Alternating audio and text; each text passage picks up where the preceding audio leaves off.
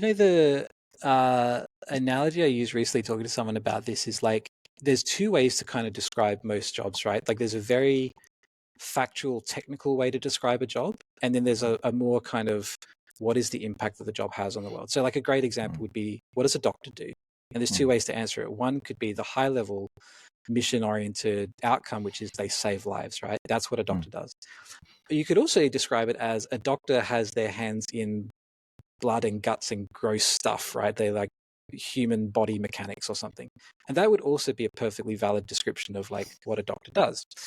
And the challenge, I think, is figuring out like which of those two things is the more meaningful thing sometimes. And so I think, if you were to say, like, what does an artist do? An artist, the high level description is like they make people kind of reconsider their perception of humanity or think differently about the world.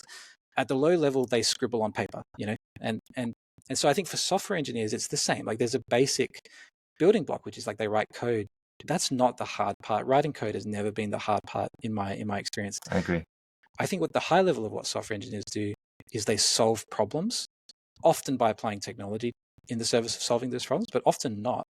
And the thing that I think you're really trying to figure out when you hire an engineer is there's a baseline of like, can I trust this person to be let loose on my code base and they won't make it worse, Yes. to your point.